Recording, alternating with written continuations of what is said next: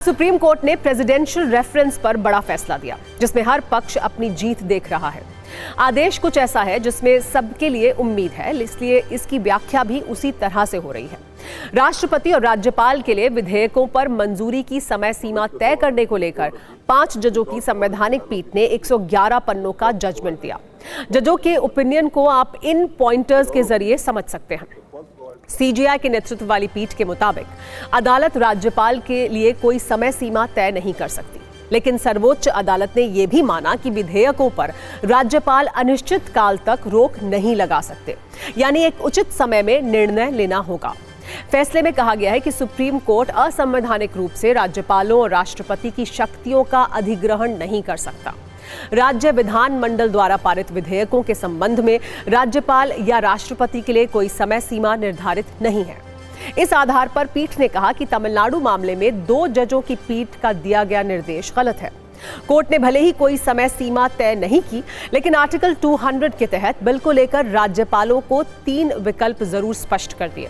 राज्यपाल विधेयक को या तो मंजूरी दे सकते हैं, कुछ कमेंट के साथ विधानसभा को लौटा सकते हैं, या फिर राष्ट्रपति के पास भेज सकते हैं।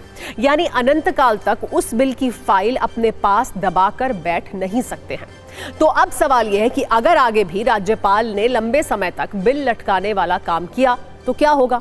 आदेश के मुताबिक उस परिस्थिति में कोर्ट का दरवाजा खुला है और सुप्रीम कोर्ट दखल दे सकता है। आर्टिकल 200 के तहत ही उचित समय सीमा में उनसे अपना कर्तव्य निभाने के लिए कह सकता है कोर्ट। राज्यपाल को उनके निर्णयों के लिए व्यक्तिगत रूप से उत्तरदायी नहीं ठहराया जा सकता, लेकिन संवैधानिक कोर्ट उनके फैसलों की जांच कर सकता है। दरअसल तमिलनाडु के राज्यपाल ने सरकार के बिल अनिश्चित काल तक लंबित रखे थे, जिसके खिलाफ सरकार सुप्रीम कोर्ट पहुंच गई थी। उस याचिका पर इसी साल अप्रैल में 2 जजों की पीठ ने फैसला देते हुए राज्यपाल और राष्ट्रपति के लिए 3 महीने की समय सीमा तय कर दी थी। साथ ही गवर्नर की तरफ से देरी को गलत माना था। यही नहीं, लंबित बिलों को भी अनुच्छेद 142 की विशेष शक्तियों का इस्तेमाल करते हुए स्वीकृति दे दी थी।